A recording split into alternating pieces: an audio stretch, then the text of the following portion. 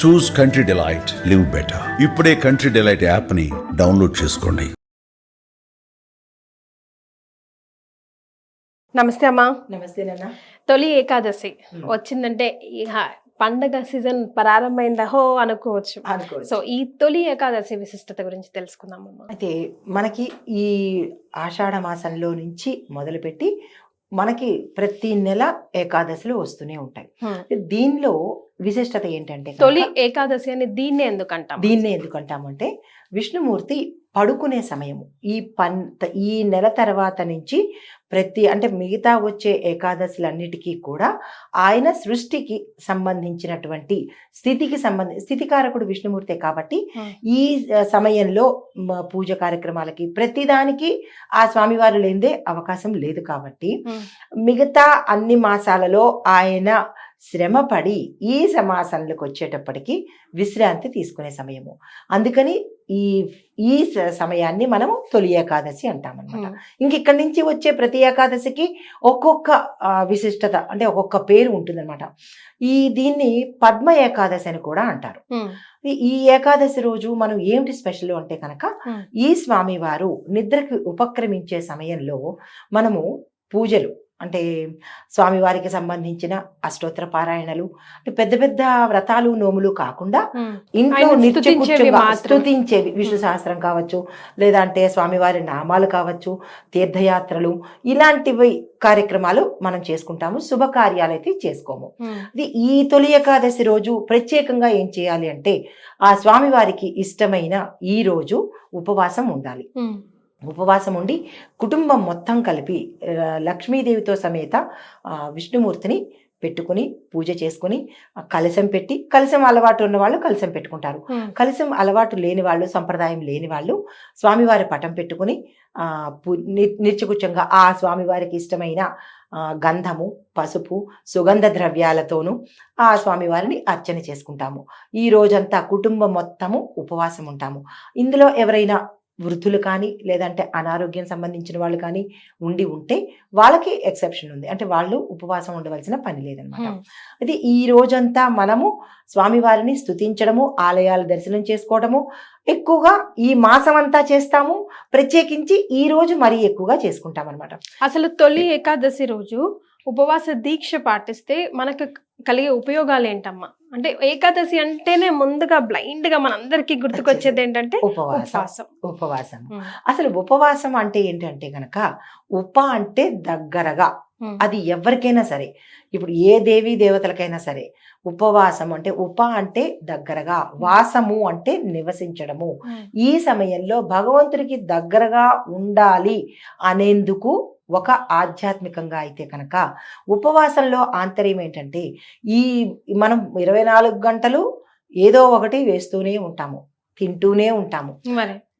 ఈ 30 రోజుల్లో ఏదో ఒకటి తింటూనే ఉంటాము. కనీసము ఈ ఒక్క రోజైనా కడుపు మార్చి అంటే ఏమీ తినకుండా దగ్గరగా ఉంటే మన ఇంటర్నల్ ఆర్గాన్స్, ఆయుర్వేద పరంగా వైద్యపరంగా ఇంటర్నల్ ఆర్గాన్స్ అన్ని ఒక రెస్ట్ ఇచ్చి వాటి పని అవి సక్రమంగా చేసుకుని మరికొంతకాలం పాటు సవ్యంగా పనిచేసేటట్టు ఉంటాయన్నమాట. ఎలాగో ఆ స్వామివారు కూడా రెస్ట్ లో ఉన్నారు కాబట్టి మనం కూడా మన కడుపుకి రెస్ట్ ఇచ్చినట్టయితే, అంటే ఇది ఫన్నీగా చెప్పడమే కానీ ఉపవాసం చేస్తే కనుక అన్ని రకాలుగా చాలా బాగుంటుంది.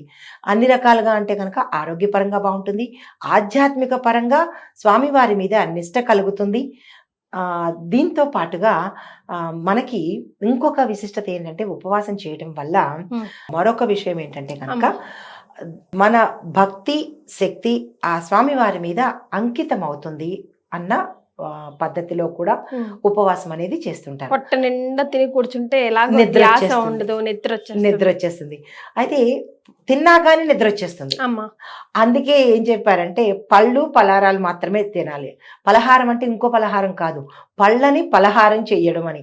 అది కూడా కడుపు నిండా కాదు, పాలు శక్తి కొద్దీ, మరి పూర్తిగా ఉపవాసం ఉంటే లంకణం కింద అంటారు.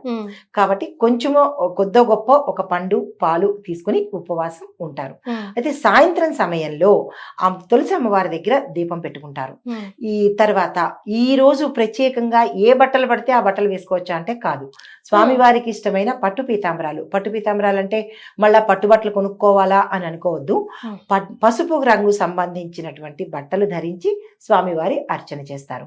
అయితే ఇవన్నీ చెయ్యడం వల్ల మనకి ఏమిటి వస్తుంది అంటే కనుక విష్ణు సహస్రనామ పారాయణ చదవడం వల్ల గ్రహ సంబంధిత దోషాలు పోతాయి. నేను చాలా సార్లు ఆస్ట్రాలజీలో చెప్తూ ఉంటాను, ఎవరికైనా గ్రహ దోషాలు ఉన్నప్పటికీ లేదా అంటే ఆరోగ్యపరంగా ఏమైనా ఇబ్బందులు ఉంటే కనుక విష్ణు సహస్రనామ పారాయణలో మనకి అన్ని రకాల అంశాలు వస్తాయి. పెళ్లిళ్ళు కాకపోయినా, గ్రహ దోషాలు ఉన్నా, రక్తహీనత ఉన్నా మనకి అన్ని కలిసిపోయి ఉంటాయి అందులో. అంటే ఒక్కొక్క నామము ఒక్కొక్క పరిహారం కింద తీసుకోబడుతుంది. గ్రహాలకి కూడా ఉపశమనం కలుగుతుంది. అది తర్వాత చెప్తాను. అయితే ఈ విష్ణు సహస్రనామ పారాయణలో ఇంతటి విశిష్టత ఉంది. మనము ఈ రోజు ఇది చదవడం వల్ల మనకి తెలియకుండా కర్మలు కూడా కడుక్కున్న వాళ్ళం అవుతాము. తర్వాత ఈ రోజు పాటించవలసిన మరొక నియమము, అబద్ధం ఆడరాదు. తర్వాత మాంసాహారం తినకూడదు. ఏ వ్రతానికైనా, ఏ పనికైనా, ఏ దైవ కార్యానికైనా ఇవి నిషిద్ధం నాన్న. మాంసాహారం తినకూడదు, అబద్ధం ఆడకూడదు, మద్యం ముట్టకూడదు. తర్వాత భూశయనం చేయాలి. పరుపుల మీద, మంచాల మీద ఈజీలు వేసుకుని పడుకోకూడదు. భూశయనం చేయాలి అంటే భూమి చాప మీద మాత్రమే పడుకుంటారు అనమాట. చాప కూడా వేసుకోకపోతే మరీ మంచిది. చాప ఇంకా తప్పదు అని అనుకుంటే చాప వేసుకుని పడుకోవాలన్నమాట. ఇంత నియమ నిష్టలతో మనము ఈ రోజు తొలి ఏకాదశి చేసుకుంటాము. అయితే ఈ రోజు ఏ పువ్వులతో పూజ చేయాలి అనేది కూడా ఒక సందేహం కలగవచ్చు. ఎక్కువగా తులసి దళాలతో పూజ చేస్తే స్వామివారికి చాలా ఇష్టము. తులసి దళాలు మాకు లేవు అనే వాళ్ళు కూడా ఉంటారు. తులసి దళాలు లేకపోతే పసుపు వర్ణం కలిగిన పువ్వులతో పూజ చేసుకోవాలి.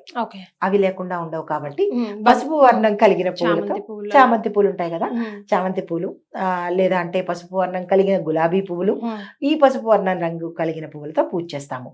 అయితే నివేదనగా ఏం చేయాలి? పంచామృతాలతో చేసినటువంటి పాలు, పెరుగు ఉంటాయి కదా పంచామృతాలతో, అది ఒకటి. తర్వాత చక్కెర పొంగలి ఒకటి నివేదన చేస్తాము. మాకు చక్కెర పొంగలి కూడా అవ్వదు, కుదరలేకపోతే బెల్లంతో, ఆవు పాలతో చేసినటువంటి పాయసాన్ని కూడా నివేదన చేసుకోవచ్చు. ఇవి నివేదించవలసినవి. పువ్వులు, ఆ రంగు పువ్వులు పెడతాము. మనం ధరించవలసిన బట్టలు పసుపు రంగు కలిగినటువంటివి వేసుకుంటాము. అయితే తరువాత మరి పొద్దున్నుంచి ఇలా ఉన్నాం కదా, మరి సాయంత్రం ఏం చేసుకోవాలి? ఈ రోజు కనుక ఆషాఢ మాసం ఒక ప్రత్యేకత. ఈ రోజు దాన ధర్మాలు కనుక చేసుకున్నట్టయితే అన్నదానము, జలదానము, వస్త్రదానము, ఈ మూడు చాలా విశిష్టత కలిగినవి. ఈ మూడు తప్పనిసరిగా యథాశక్తి కొంతమందికైనా మనం ఇవ్వాలి. ఒక 10 మందికి జలదానము, ఒక 5గురికి అన్నదానము, ఒక్కళ్ళకైనా వస్త్రదానము ఇచ్చుకున్నట్టయితే విశేషమైన ఫలితాలు కలుగుతాయి. ఆ విశేషమైన అనడంలో కూడా ఏమిటా విశేషం కూడా మీకు సందేహం రావచ్చు. ప్రతిదీ సందేహాలు వస్తుంటాయి.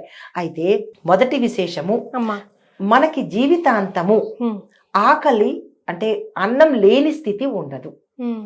తరువాత కొంతమందికి కొన్ని సమయాలలో దాహం వేస్తుంది. సమయానికి నీళ్లు అందుబాటులో ఉండకపోవచ్చు. అది ట్రావెలింగ్ లో కావచ్చు, లేదా ఎవరింటికైనా వెళ్ళినప్పుడు కానీ ఏదో ఒక సందర్భంలో మనకి దాహం వేసినప్పుడు నీరు కొరత రావచ్చు. గ్రహించుకోండి, ప్రతి ఒక్క మనిషిలోనూ అంటే ప్రతి ఒక్కళ్ళకి ఇటువంటి అనుభవం జరిగే ఉంటుంది. ఆ సమయానికి నీళ్లు మనకి అందుబాటులోకి వస్తాయి. తర్వాత మనము బ్రతికున్నంత కాలము వస్త్రానికి లోటు ఉండదు. వస్త్రదానం చేస్తే, జలదానం చేస్తే, ఈ జలదానము ఈ ఒక్క రోజుకి కాదు, అంత్య సమయంలో అంటే ప్రాణోత్కృష్ట సమయంలో, మనిషి శరీరాన్ని వదిలేసే సమయంలో చాలా మంది దాహంతోనే పోతుంటారు. నీళ్లు పెడతారు, ఆ సమయానికి వాళ్ళకి అందకుండా పోయిన వాళ్ళు చాలా మంది ఉన్నారు. అంటే జలదానం చేయడం వల్ల దాహం వేసిన ఆ సమయంలో నీళ్లు లోపలికి వెడతాయన్నమాట. ఇది జలదానం వల్ల ఫలితం. విశేషము అంటే ఈ మూడు, ఈ విశేషంగా ఈరోజు మనం బ్రతుకున్నంత వరకు వీటికి లోటు లేకుండా ఆ స్వామివారు చూసుకుంటారు. ప్రత్యేకించి ఆషాఢ మాసంలోనూ అందున ప్రత్యేకించి తొలి ఏకాదశి రోజు కనుక ఇవి చేసుకుంటే ఈ ఫలితాలు వస్తాయి. చాలా సంతోషం అమ్మ, ధన్యవాదాలు. నమస్తే.